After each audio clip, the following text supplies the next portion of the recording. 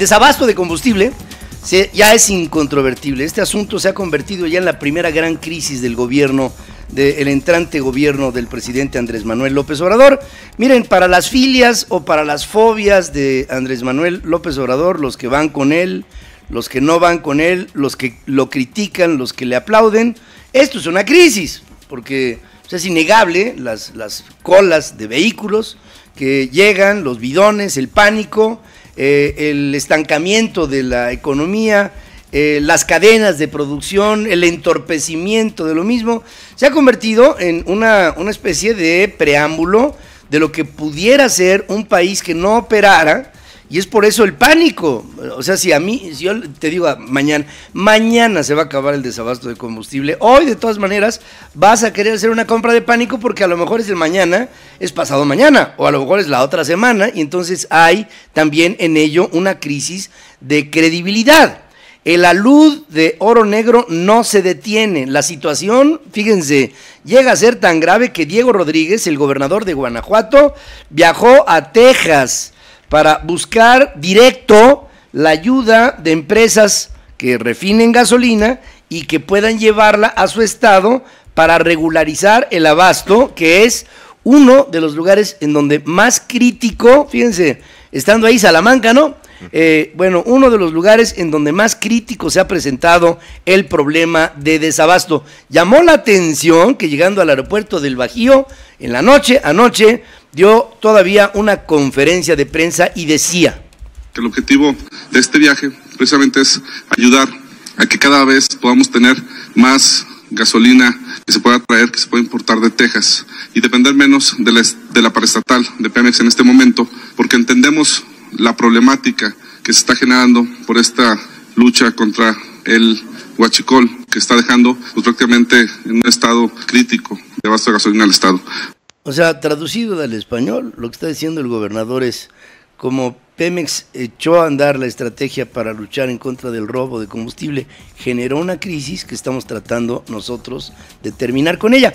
Estrictamente, todas las gasolineras del país, de la marca que sean, Petróleos Mexicanos y las demás, tienen que pasar por el suministro de Petróleos Mexicanos. Aquí lo que está buscando Diego Rodríguez, gobernador de Guanajuato, es que el suministro llegue directo del que refina al que distribuye.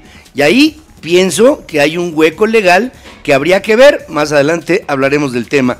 Al regresar a Guanajuato, Diego Sinué Rodríguez puntualizó que empresas dueñas de al menos 64 gasolineras en Guanajuato están en negociaciones para recibir insumo desde los Estados Unidos y por tren.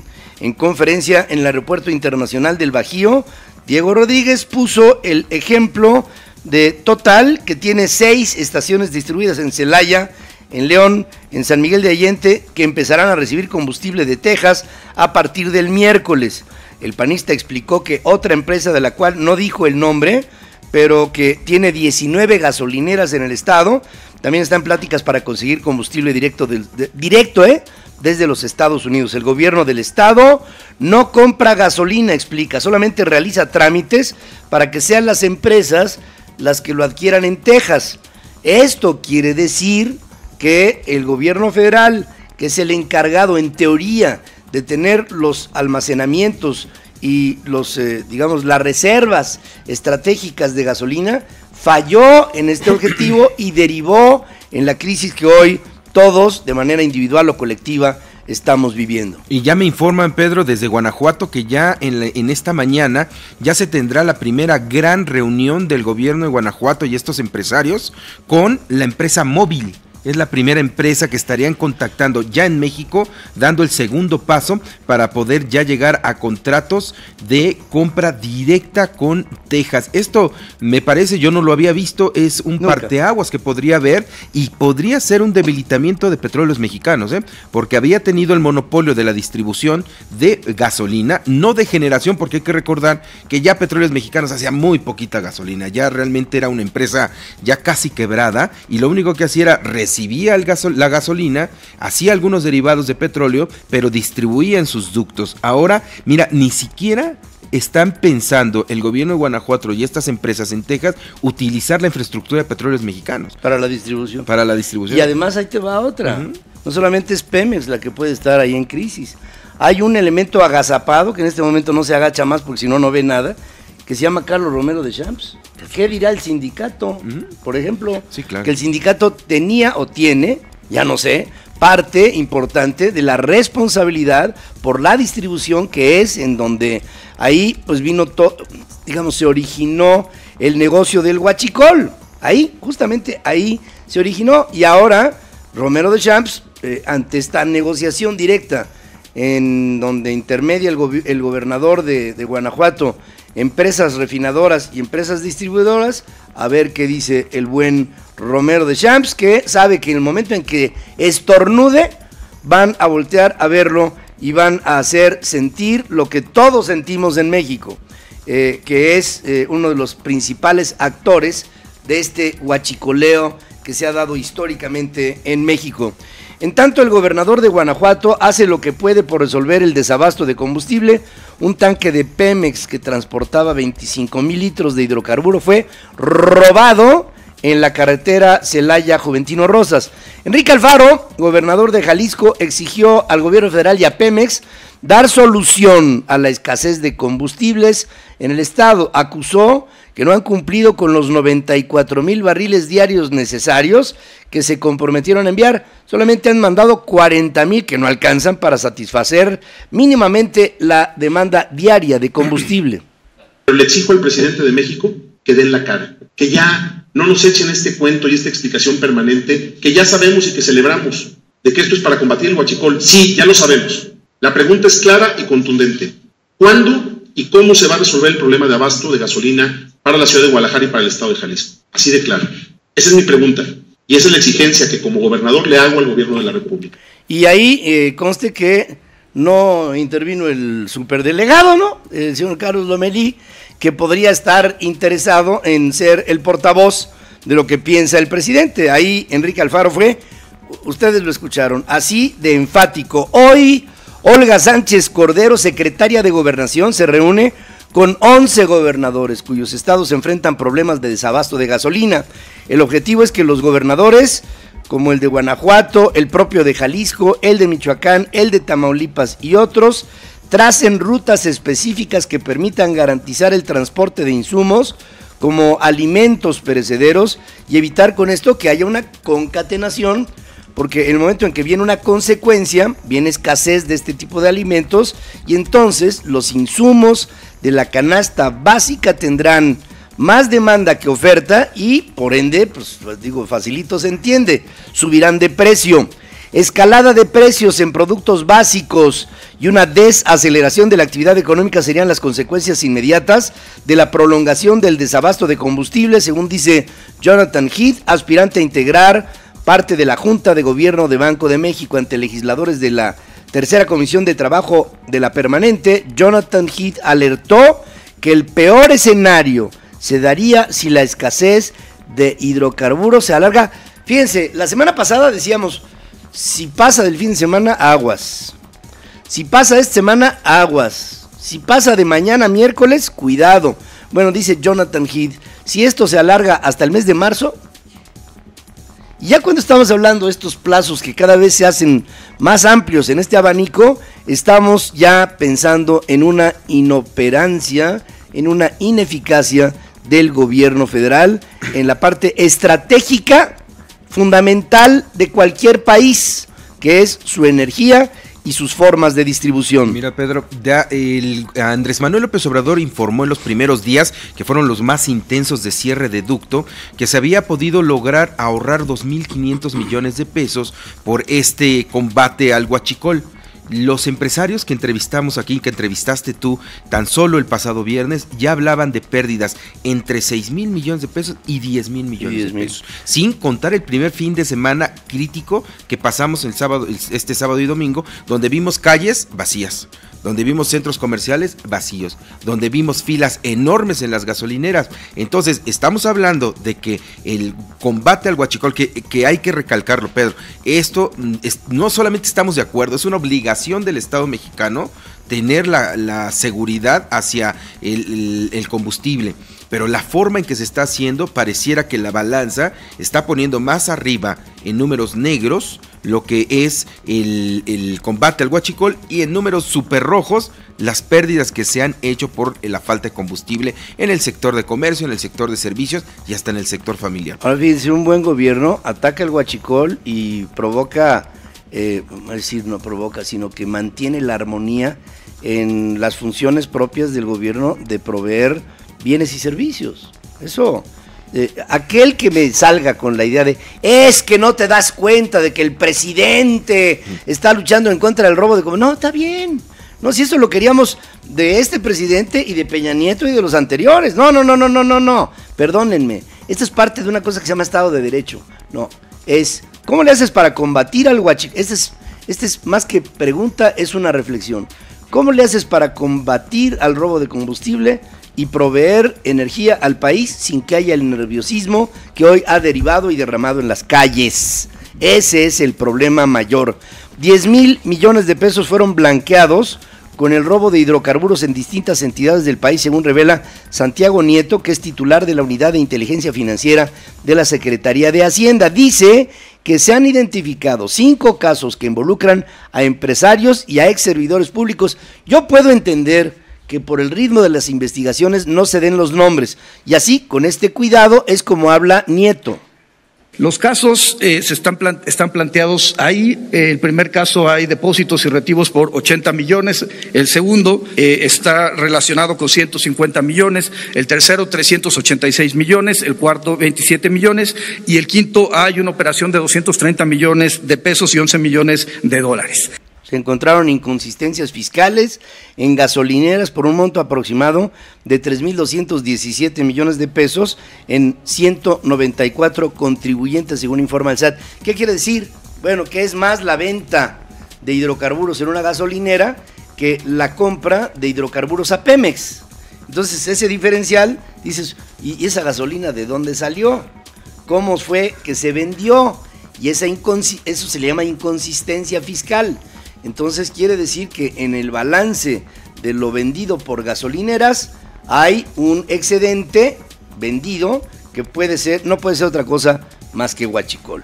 Detalla que 54% de este monto se concentra en estaciones de servicio en la Ciudad de México, claro, en Michoacán, en el Estado de México, por supuesto, en Tamaulipas.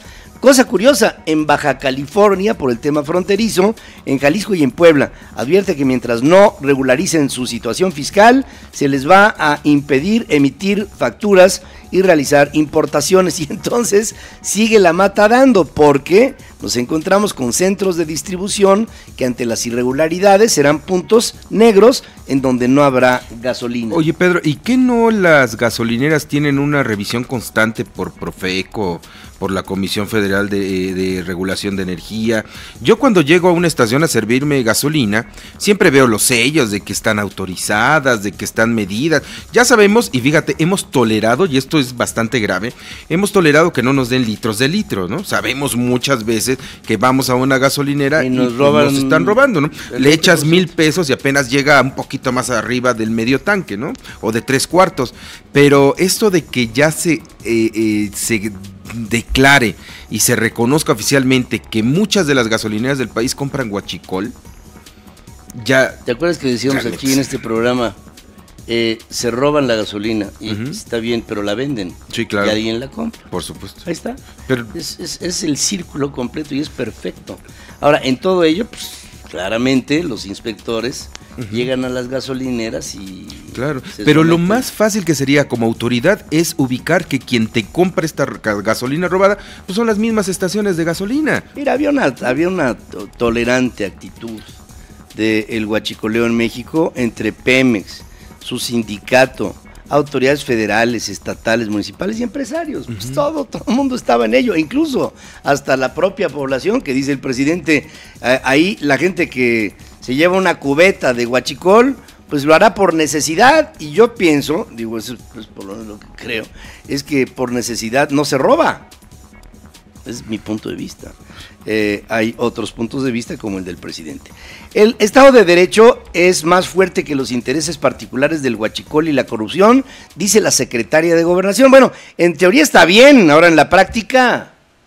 El huachicol estamos confrontando con todo el Estado mexicano. El Estado mexicano es más fuerte, mucho más fuerte, que más de los intereses que pueda haber del huachicol y del robo de combustible y de la corrupción en este país. Se está imponiendo el Estado mexicano porque, como lo prometimos y lo prometió el señor presidente en campaña, vamos hacia un Estado de Derecho. Esto es Estado de Derecho. Esto sí es Estado democrático de derecho, no una simulación. Cuando conocí a Olga Sánchez Cordero como magistrada de la Suprema, su forma de hablar era totalmente diferente. Hoy la siento desbocada, la siento un tanto desesperada por demostrar que el gobierno está en control y, claro, la responsabilidad de la vida política de México descansa en ella, y la siento, ¿cómo les diré? Muy presionada para resolver muchos de los problemas que desde una toga y un birrete en la Suprema Corte era otra Olga Sánchez Cordero, y ahora me la encuentro, perdón, y con todo respeto, hasta despeinada. Es decir, la veo muy apresurada en sus declaraciones. Mira, y este es un error de comunicación del gobierno federal.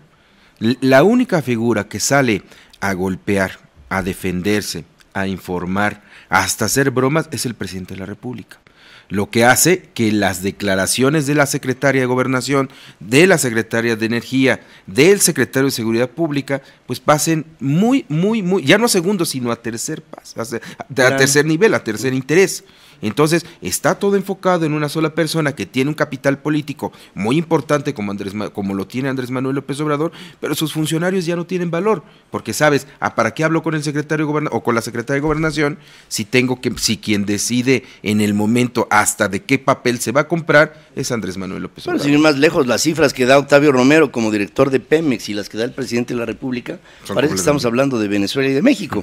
El abasto de combustible tenderá a normalizarse, hombre, yo lo espero, antes del fin del mundo, luego de que se reforzaron las medidas de seguridad en torno a los ductos de Pemex, principalmente el de Tuxpan-Azcapotzalco, que hemos dicho que es es el más picado, antes en poder de los huachicoleros y por el que ingresa la mayor parte de la gasolina importada al altiplano, unos 600,000 barriles diarios, según enfatiza el presidente.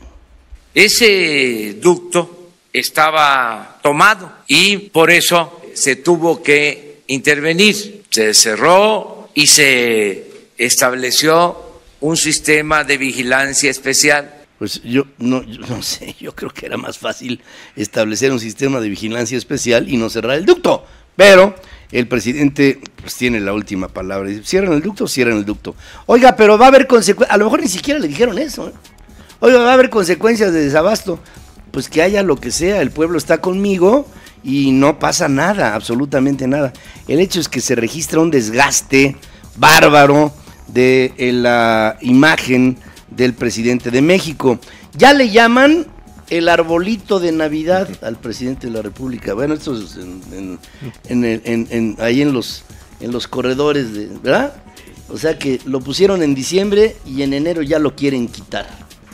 Es como le llaman el árbol. Un juez federal otorgó la primera suspensión que obliga al gobierno federal a adoptar medidas que permitan garantizar la adecuada y suficiente distribución y suministro de combustible en todas las estaciones de servicio del país. De acuerdo con la demanda de garantías, el doctor en Derecho Javier Mijangos impugnó la decisión del presidente López Obrador de cerrar al menos 4 de 13 oleoductos importantes torales que tiene Pemex para gasolinas.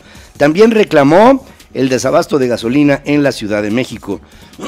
Hacienda, Energía, Pemex y Profeco comparecen hoy ante el Congreso para explicar, o tratar de hacerlo, la estrategia federal en contra del robo de combustibles, sus efectos y la atención obligada hacia el ciudadano. Combate a la impunidad, protección a víctimas, autonomía y respeto a los derechos humanos fueron temas recurrentes entre los 15 y 27 aspirantes a la Fiscalía General de la República presentados ante el Senado. Hoy toca el turno a los otros 12 candidatos, entre los que están pues, los favoritos, ¿no? Bernardo Batis, ex procurador capitalino, el que se ve que es el que está más hincho, es Alejandro Gertz Manero, actual encargado del despacho de la PGR, que se le ha visto muy cerca del presidente. Mientras, Martí Batres, presidente de la mesa directiva del Senado, dice que en los primeros días de febrero podría quedar designado el primer fiscal general de la República, claro, a nivel carnal. Eso ya lo digo aquí con ustedes. La Guardia Nacional tendrá mando civil desde el primer día, según promete Mario Delgado, presidente de la Junta de Coordinación Política en la Cámara de Diputados. Mañana el Congreso debatirá su creación en periodo extraordinario de sesiones. El PAN urge al gobierno a informar de los avances del accidente aéreo en el que mueren. Aquí lo hemos marcado, este accidente, para mi gusto, fue el principio de la crisis del Huachicol. La muerte de Marta Erika Alonso, gobernadora de Puebla, y de su esposo, un presunto líder del Huachicol, Rafael Moreno Valle, quien fuera coordinador del PAN en la Cámara de Senadores.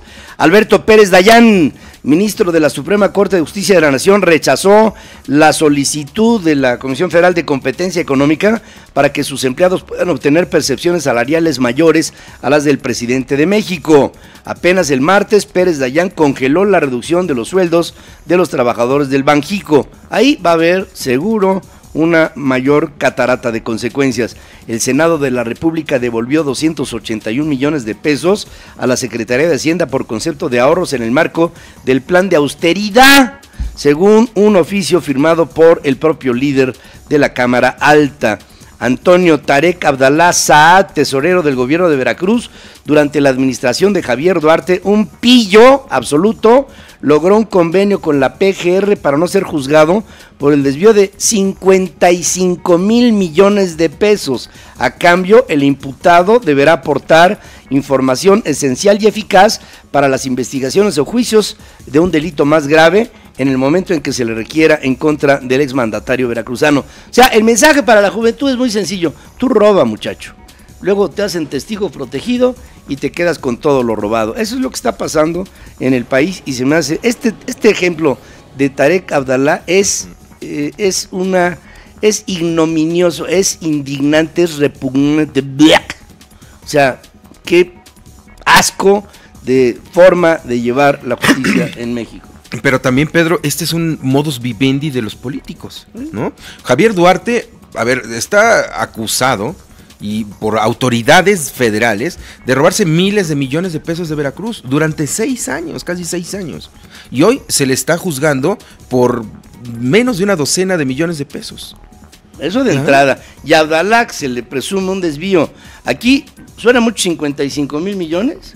Bueno, pues de eso nada obra en su contra en toda la toma de decisiones. Miren, el operador político y financiero de la esposa era este cuate. Sí, claro. Era este cuate.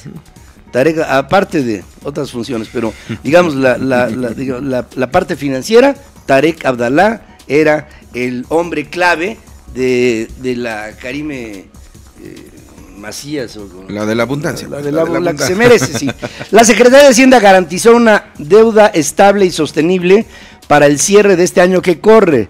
Dice que el 77.3% de la deuda neta del gobierno federal será interna y el 22.7% será deuda externa. Detalla que el saldo histórico de los requerimientos financieros del sector público, la medida más amplia de la deuda, se ubicará en 45.3% del PIB. Aquí el que nos dejó la herencia de la deuda que hoy traemos los mexicanos se llama Enrique Peña Nieto y Luis Videgaray Caso. Prevé un PIB, un Producto Interno Bruto, de 24.9 billones de pesos, con lo que el saldo histórico de los requerimientos financieros del sector público podría colocarse en algo así como 11.3 billones de pesos, o sea, 11 millones de millones, 300 mil millones más. Los planes del gobierno para destinar más dinero a Pemex no lograron mitigar las preocupaciones sobre una baja en las calificaciones que tiene esta productora de petróleo, la más endeudada del mundo. Los bonos de Pemex cayeron la semana pasada y redujeron las pérdidas este lunes después de que la compañía dijera que espera una inyección de $1,250 millones por parte del Estado para este año. Realmente es una gotita de colirio en un mar, porque estamos hablando de que en términos absolutos de los activos de Pemex se debe el 97% de lo que... Imagínate tú que tienes un patrimonio de 100 y debes 97. Eso es lo que está pasando con Petróleos Mexicanos. La reacción del mercado es un golpe para el plan del presidente López de impulsar el gasto de capital en la compañía, a la vez que detiene un programa de reforma que abrió el sector petrolero a la inversión extranjera. Hay que recordar que Pemex tiene una deuda acumulada de $83,900 millones y no debemos de olvidar, tiene el pasivo laboral más grande de América Latina. El pasivo laboral más abultado de América. En Pemex hay jubilados y pensionados que tienen 40 años de edad. De edad. Y ya están yo quiero una de esas, tú.